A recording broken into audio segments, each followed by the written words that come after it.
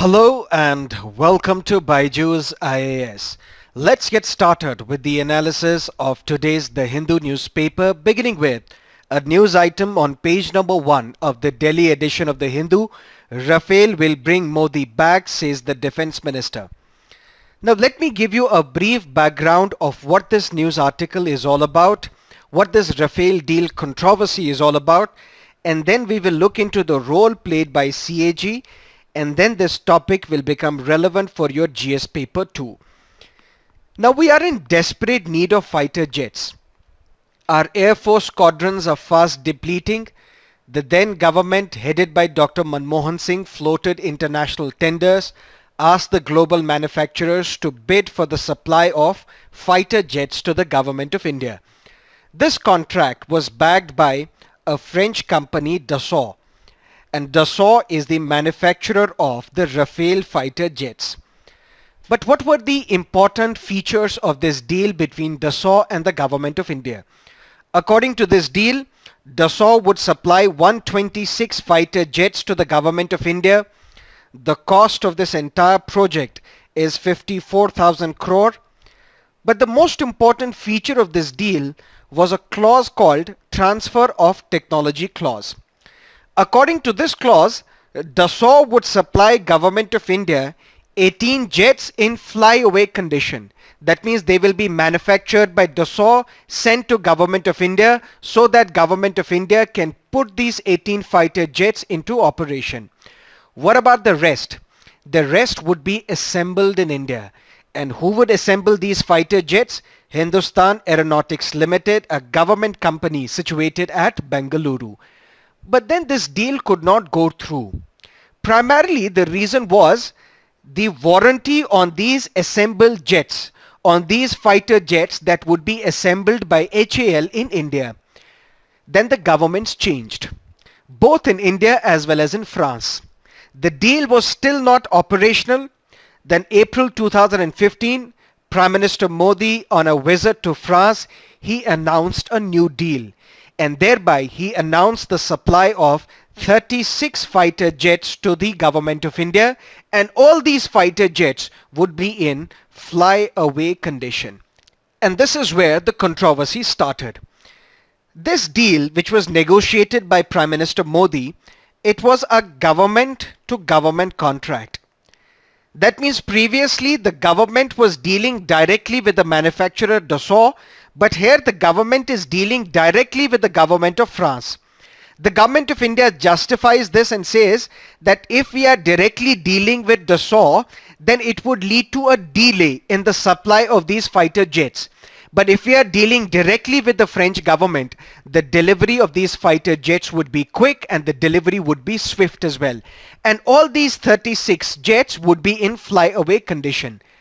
The then Defense Minister Manohar Parrikar told the Parliament that the previous deal negotiated by the UPA government with Dassault stands cancelled.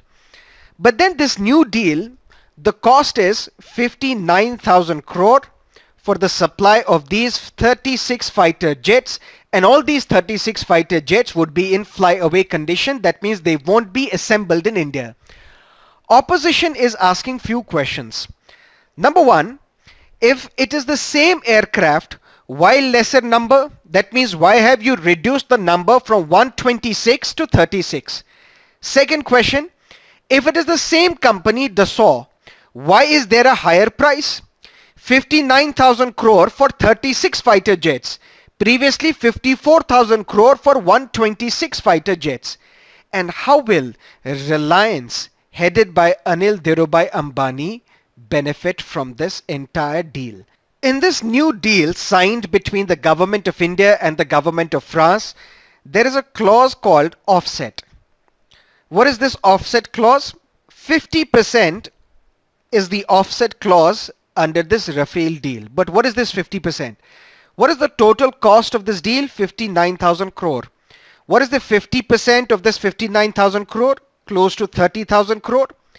That means if Dassault is bagging 59,000 crore worth of a deal, then what Dassault has to do, it has to give 30,000 crore worth of contract to Indian companies, to Indian manufacturers. That means under this offset clause, Dassault will have to provide contract to Indian companies worth 30,000 crore. And this is going to help, this offset clause is going to help Prime Minister Modi's pet program called Make in India. That means if a foreign company is making the money, but half of the money that is made by a foreign company will have to be reinvested into India so that this foreign company can award contracts to Indian companies, and these Indian companies can give jobs to the people of this country, to the young people of this country, and we will also help give more fillip to this program called Make in India.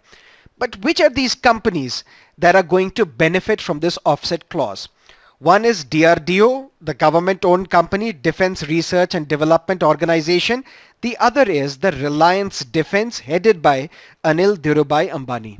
But why Reliance? This is the question that is asked by the opposition. If in the previous Rafale deal, these fighter jets would have been assembled by HAL, which is a government company, why in the next deal you are making Reliance Defence the beneficiary of this offset clause? Reliance Defence is a new player in the market. It has no prior experience whatsoever. The government has justified this by saying that Dassault is free to choose its offset partner in India. We are in no way involved in choosing Reliance Defence as the offset partner of the Dassault Aviation. But then came a shocker. In September 2018, the former president of France, Mr. Hollande, with whom the government of India had negotiated this Rafale deal, in an interview to an investigative magazine, he said that the government of France had no other option but to deal with Reliance Defence because Reliance Defence was nominated by the government of India. That means the offset partner will be Reliance Defence. That is what has been communicated to the government of France by none other than the government of India. But immediately the French government came up with a clarification and said that government of France had no role in choosing Reliance Defence. It is completely the prerogative of Dassault Aviation to choose who is going to be its defence partner or offset partner. Finance Minister Mr. Arun Jaitley was asked, please share with us the details, the price specifications of the Rafale deal, but he refused, saying if we are going to tell you what is the cost of this fighter jet a piece, then it is going to compromise our national security. Because if we tell you the cost, then our enemies will find out what are the specifications of this Rafale jet, and it is going to compromise our national security.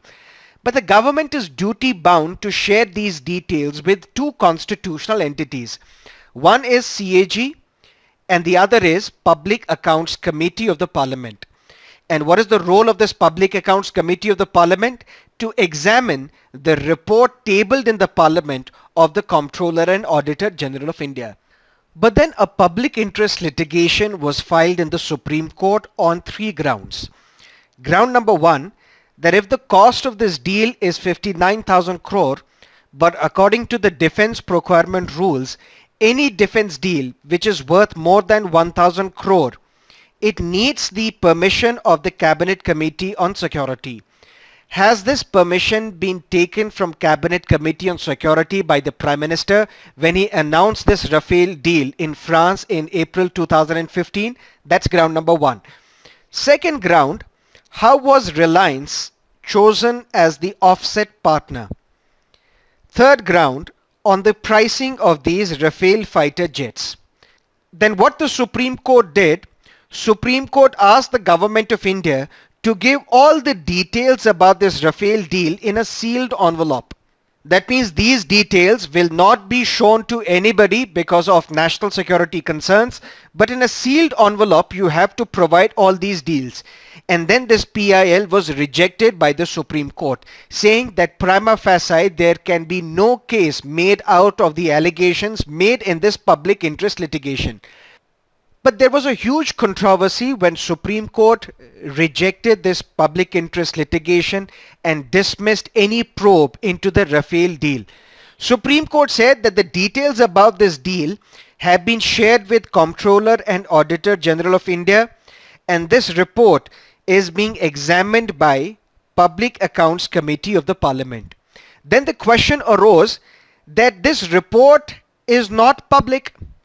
CAG has not published any report on the Rafale deal, and when there is no report on the Rafale deal by the CAG, how can Public Accounts Committee of the Parliament examine such a report? So this raised a very important issue that can be relevant for your mains exam, is this practice of sealed envelope. That means the Supreme Court should never insist on these sealed envelopes. That's number one. Number two, it talks about the role played by such an important institution as CAG.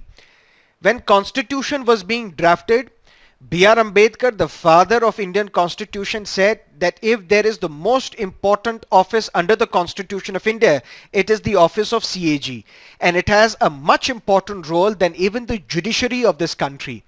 But now the CAG, which has the responsibility of conducting an audit, a performance audit on any transaction that is made from the Consolidated Fund of India, there is no report on the Rafale. That means the CAG is failing in its constitutional duty to ensure accountability and transparency in the system. Many people argue that we are seeing a decline in the role played by CAG in the contemporary polity of India, because they ask, where is the CAG report on demonetization? Similarly, where is the CAG report on the Rafale deal? On politically controversial issues such as demonetization and Rafale, if the CAG is not conducting an audit, if the CAG is not publishing a report and tabling such a report on the floor of the parliament, it speaks volumes about the failure of CAG in discharging its constitutional obligations. That is what you need to understand from this newspaper article. So if tomorrow there is a question on the performance of CAG, you can mention the Rafale and demonetization aspects as well. Now let's look at another news item on page number 1. Lokpal search panel formed, government tells Supreme Court. Now there are 2-3 important issues from this news item that you need to know. But before that, let me give you a brief background of what this Lokpal institution is all about. Lokpal is basically caretaker of the people. It's an institution called ombudsman. That means since 1960s, the people were demanding that there should be an anti-corruption watchdog.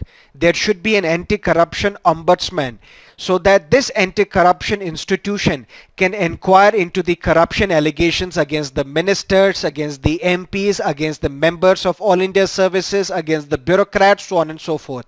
But even till now, we don't have such an institution called Lokpal. A bill was passed in Lok Sabha in 1968, but it was rejected by Rajya Sabha. And since then, we have seen many times this question of Lokpal has been repeatedly raised by the public as well as inside the parliament by various political parties, but even then, nothing happened. Then came Anna Hazare. Anna Hazare, a Gandhian activist from Raleigh City, he started a campaign called India Against Corruption. And his principal demand was there should be an anti-corruption watchdog called Lokpal.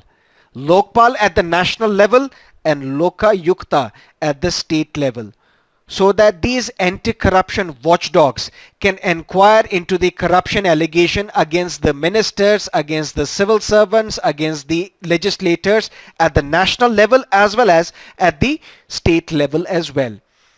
But then in 2013, based on the popular movement launched by Anna Hazare, Arvind Kejriwal, Kiran Bedi, so on and so forth, the parliament passed Lokpal and Lokayukta bill in 2013.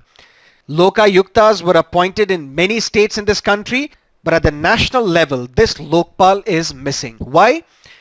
Because Lokpal, the chairperson and members of the Lokpal, are to be appointed by a committee consisting of Prime Minister, Speaker of Lok Sabha, Leader of Opposition in Lok Sabha, Chief Justice of India, and an eminent jurist. Even this eminent jurist is to be appointed by these members. But since we don't have a Leader of Opposition in Lok Sabha, that is why the government says that we are not in a position to appoint a Lokpal. But we needed Leader of Opposition in Lok Sabha to appoint CVC. For that, what the government introduced a bill in the parliament and said this leader of opposition post is to be replaced by leader of the single largest party in Lok Sabha. So if for appointing CVC we could change the rules, why is it that for appointing a Lokpal, we are not in a position to make one single line amendment in the law to say leader of opposition or the leader of the single largest party in Lok Sabha? Now the government has informed the Supreme Court that a search committee has been constituted for zeroing in on eligible candidates for Lokpal. That is what this issue is all about. But there is another issue. In 2013, the parliament passed a law for the creation of an institution called Lokpal at the center and Lokayukta in the state. But there is a distribution of powers in our Indian constitutional setup. There is a distribution of powers into union list, state list and concurrent list according to the 7th schedule of Indian Constitution. These are the matters on which only parliament can form the law. These are the matters on which state legislature in normal circumstances can frame a law. And concurrent list, on these subjects mentioned under the concurrent list, both parliament as well as state legislatures can make a law. But how can a parliamentary law call for the establishment of Lokayukta in the state? Because this is within the domain of the state. State legislature should have passed such a law. Why is it and how is it that parliament can make a law on a state subject? This is where we need to understand Article 253 of Indian Constitution. According to Article 253, if the parliament wants to frame a law to give effect to an international agreement which the government has signed, this law can be passed by the parliament even if it is encroaching into the domain of the state legislature. So what is the link of Lokpal and Lokayukta with Article 253 of Indian Constitution? In the year 2011, the government of India ratified United Nations Convention Against Corruption. And when the government ratified this convention, that means government had to frame a law to give effect to this international agreement. And it was on this ground that this Lokpal and Lokayukta bill was tabled on the floor of the parliament under Article 253 of Indian Constitution. And then Lokpal and Lokayukta bill was passed by the parliament in 2013. That is what you need to understand from this newspaper article. Now let's look at another news article on page number 1. Petroglyph. From the prelims point of view, what is it that we need to understand? What are these petroglyphs? Andhra Pradesh's second largest petroglyph site has been discovered in Kurnool district. Kurnool district has another petroglyph site called Kandanathi. But what is a petroglyph? Petroglyph is usually a prehistoric carving in a rock. But what is prehistoric? Prehistoric is that period of time in our history which is before the civilization, which is before the writing. But what are these petroglyphs? Petroglyphs are basically images that are created on this rock when you remove a part of this rock. For example, these are the images. You remove a part of the rock and then the images are created on that rock. These are typically made on granite, sandstone, laterite rocks, so on and so forth. Some of these petroglyphs, they depict real life events. For example, hunting, flora, fauna of that time. There are other petroglyphs which are very abstract, which represent religious or a ceremony, for example. There are experts who say that these petroglyphs might have been used for symbolic communication at that point in time because writing as an art was not developed yet. So as a symbolic communication, these petroglyphs might have been used at that point in time. This is what you need to understand from this newspaper article. Now let's look at another newspaper article on page number 5. This is about the research conducted by Research Institute for Compassionate Economics, RAU'S, and the Accountability Initiative of the Center for Policy and Research. It talks about the Swachh Bharat Abhiyan, one of the most popular and beautiful schemes of the current government. What is the objective of Swachh Bharat Abhiyan? To make India clean. How can we make India clean? If we eradicate open defecation. And one way in which we can eradicate open defecation is to have more and more toilets in this country, so that people, in order to relieve themselves, in order to answer the nature's call, they don't defecate in the open, they will use the toilets constructed. But this report talks about something which is very, very discouraging. This report talks about the impact of Swachh Bharat mission in the rural parts of four northern states: Bihar, Madhya Pradesh, Rajasthan and Uttar Pradesh. This report tells us that although the number of toilets constructed have increased, but those people who own these toilets, they still defecate in the open. And the percentage of these people who have a toilet at their home but they still defecate in the open, this percentage has remained constant, this percentage has remained static. And this report says that we have to change the behavior of the people. Unless and until the behavior of the people is changed, we cannot realize the goal of making this country zero open defecation or open defecation free. That is what this newspaper article is all about. This paper also talks about that 7 cities, and all these cities are in Madhya Pradesh and Chhattisgarh. They have been declared ODF++. And what is that? According to Swachh Bharat Mission Urban, because Swachh Bharat Mission Rural, Gramin, and then we have Swachh Bharat Mission Urban as well. There are two components to Swachh Bharat Abhiyan. According to Swachh Bharat Mission Urban, those areas or those cities which are open defecation free, that's okay. But we have to sustain this tag of open defecation free. And how can we do that? We have to ensure that the fecal sludge or the fecal matter is to be scientifically treated in the sewage treatment plants before this fecal matter is discharged. And 7 cities which have managed to get this tag, they are all in Madhya Pradesh and Chhattisgarh. So tomorrow, if there is a question on Swachh Bharat Abhiyan and the evaluation of Swachh Bharat Abhiyan, you can cite these two newspaper articles as well. But let me tell you one more thing before we can end the discussion on this topic. This Swachh Bharat Abhiyan has been criticized by one section of feminists in India. Those are called radical feminists. If you are a student of sociology, you will know the difference between a socialist feminist and a radical feminist in India.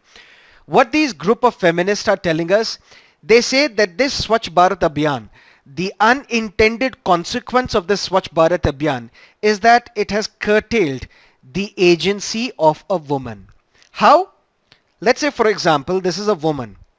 This woman, according to them, she is tortured at home. She is reduced to being only a worker at home. She performs all the household activities. And even then she is tortured by the male members of the families.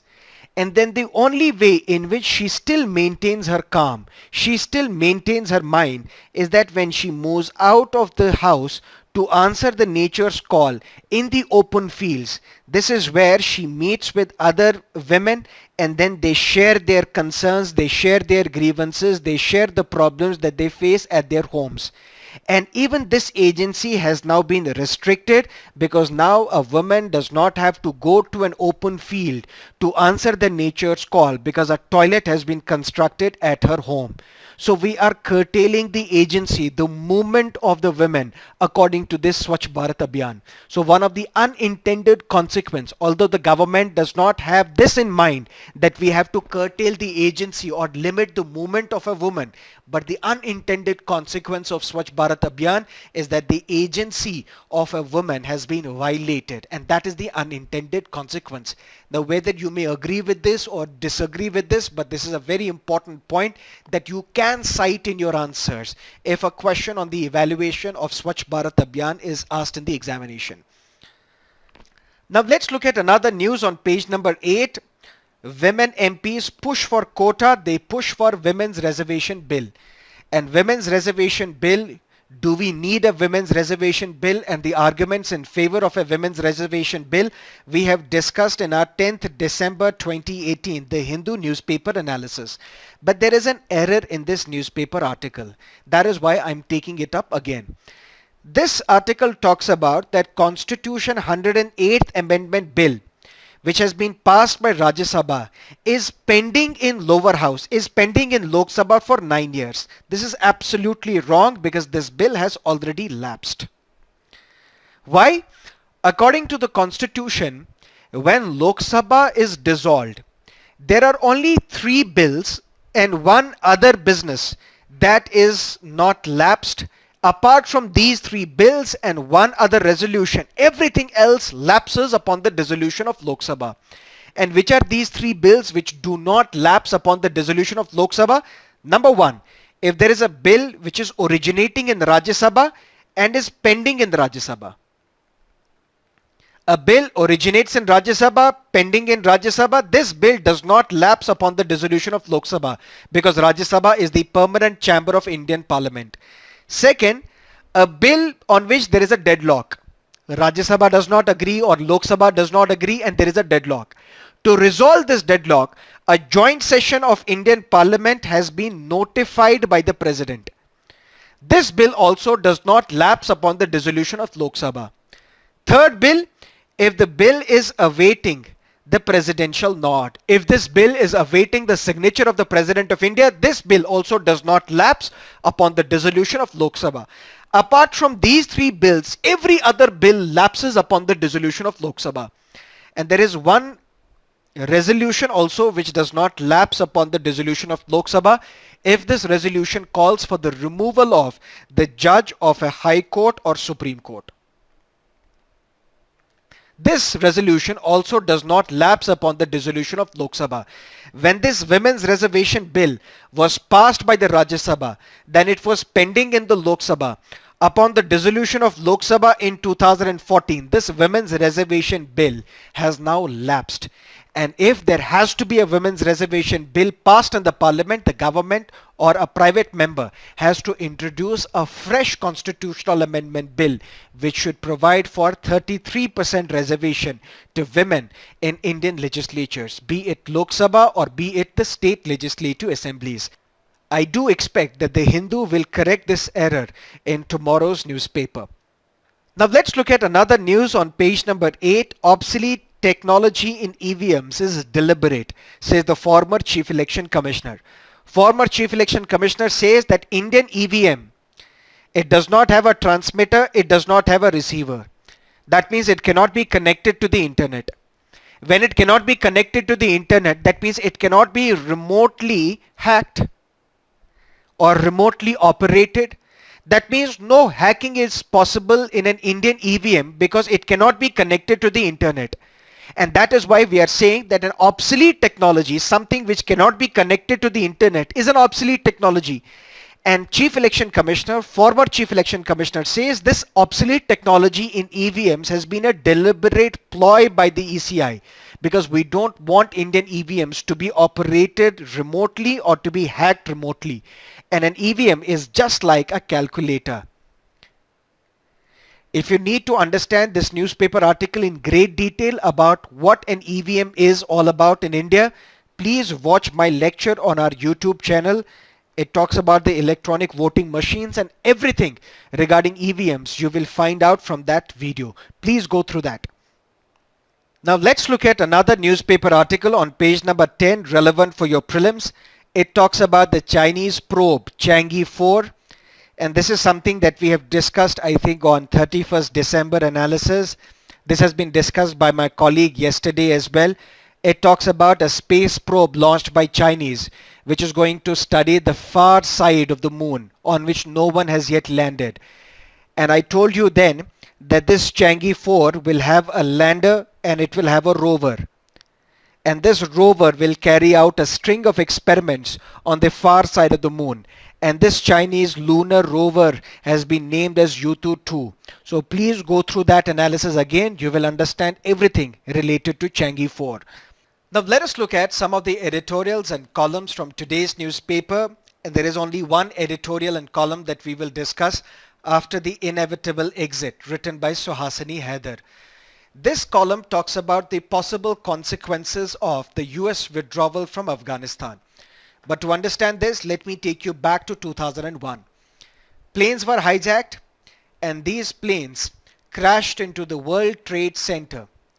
one plane crashed into one of the towers of the Pentagon, which is a defense establishment of United States government. And one of the plane was shot down midway in Pennsylvania, and this plane was about to hit the White House as well. These attacks, popularly called 9/11 or September 11 attacks, are dubbed as the worst terrorist attacks ever carried out. And then this attack, it was alleged that these attacks were perpetrated and carried out by Al-Qaeda, headed by Osama bin Laden. Osama bin Laden was then hiding in Afghanistan.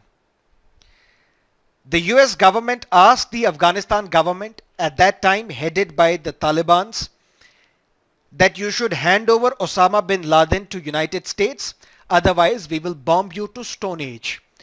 Taliban refused to hand over Osama bin Laden to United States, and ultimately in October 2001, the US carried out airstrikes on Afghanistan. Taliban was defeated, and then there was civilian government in Afghanistan. But even then, to maintain peace, security, to provide assistance to Afghanistan government, there were United States troops or soldiers present on the soil of Afghanistan.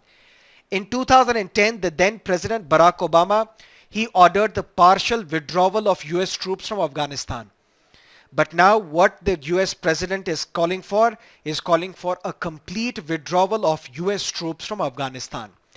Many experts say that after the withdrawal of US troops from Syria, this is now another possibility that there will be complete withdrawal of US troops from Afghanistan.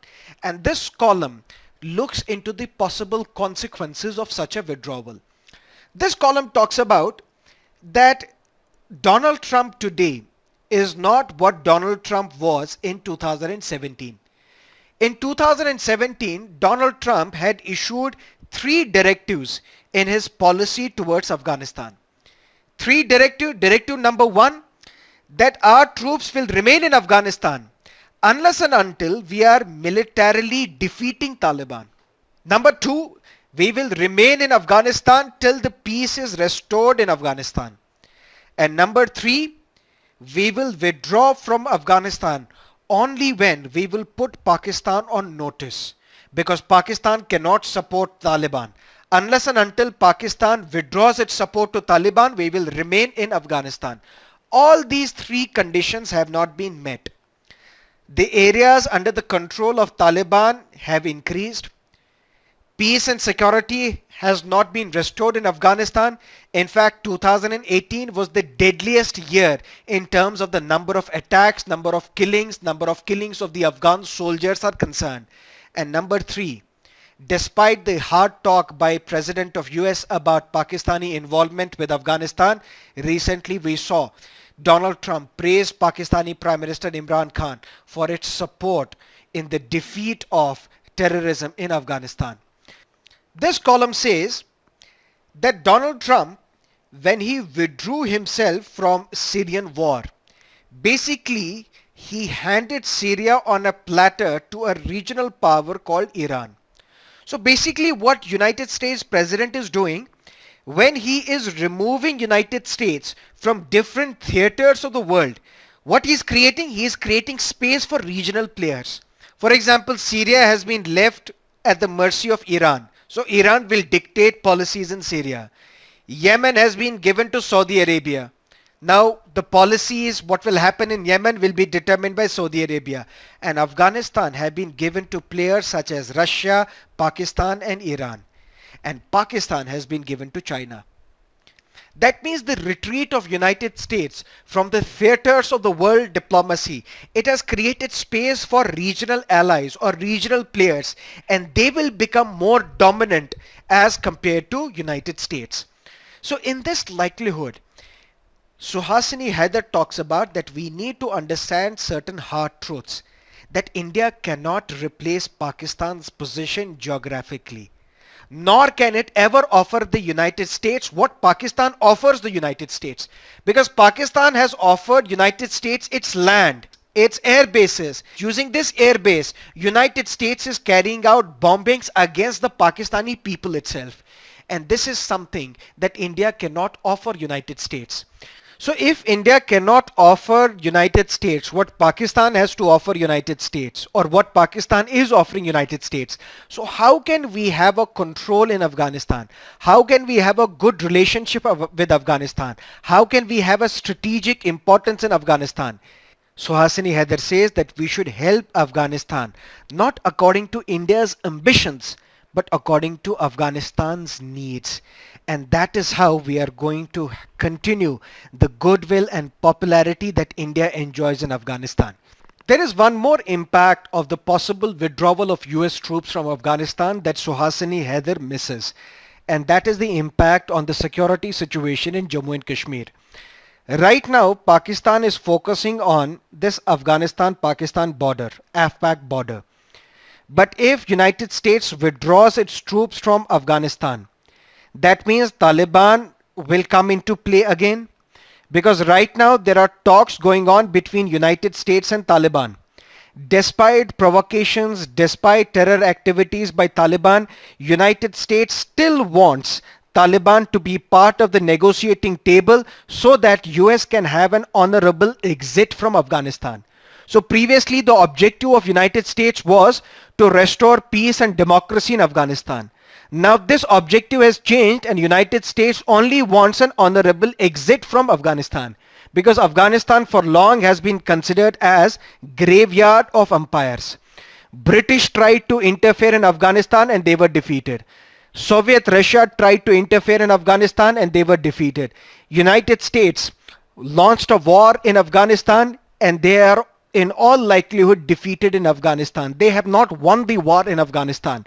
So United States now wants an honorable exit from Afghanistan, and in all likelihood Taliban will be part of the government or the democratic element in Afghanistan. So then Pakistan will not have to focus on this AFPAC border. Then what Pakistan can do? Pakistan can push these mujahideens across the line of control. And it's going to be a big border problem for the government of India. That is one of the big consequences of US withdrawal from Afghanistan. Now let's look at some of the prelims based questions. Which of the following statements regarding silicosis is or are correct? It's a disease caused due to inflammation in the brain. No. There is no cure to silicosis. Yes, only 2 is correct. Now let's understand what the silicosis is all about. Silicosis is basically a lung disease. And this disease is caused by breathing in tiny bits of silica. What is a silica? Silica is basically a mineral that is part of sand, rock and mineral ores. Mineral ores such as quartz. And this silica is odorless. This silicosis mostly affects workers who are exposed to this silica dust. For example, in occupations such as mining or glass manufacturing, so on and so forth. But if there is a continued or persistent exposure to silica particles, it causes scarring in lungs. And there is no cure for silicosis, but silicosis can be prevented. Silicosis can develop within a few weeks to even decades after exposure. So it doesn't necessarily mean that today I am exposed to silica and I will develop silicosis. I can be exposed to silica for a sustained period of time, and after decades I can contract silicosis. And people with acute silicosis, they experience cough, they experience sharp chest pain, but at the same time they experience weight loss. So if tomorrow if there is a question on silicosis, a patient suffering from silicosis will suffer which of the following symptoms? Cough, yes. Chest pain, yes. You can find it out because it's a lung disease, but they also suffer severe weight loss. That is what you need to understand regarding silicosis. But why this question? This is the context. On page number 9 of the Delhi edition of the Hindu, there is a long article on Telangana's villages of widows. The widows of those people who died because of the exposure to silica in these quartz mines. That is today's prelims based question. Map based question. This region is surrounded by Gulf of Aqaba. Strait of Tiran connects two water bodies in the nearby. Its coastlines touch Mediterranean Sea and Red Sea. Which is the country that we are talking about? Egypt. And this is the explanation to this. Why are we talking about Egypt? Because there was an interview conducted on President Sisi wherein he talked about that we are having good military relations with Israel.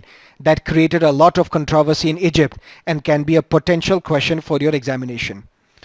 Previous year's prelims based question 2011.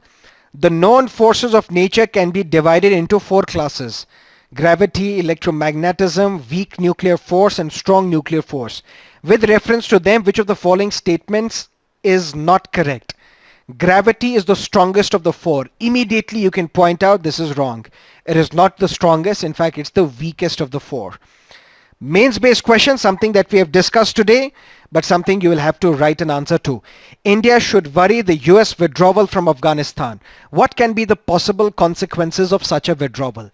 That is it from our newspaper edition today. Thank you for being with us. Have a great day.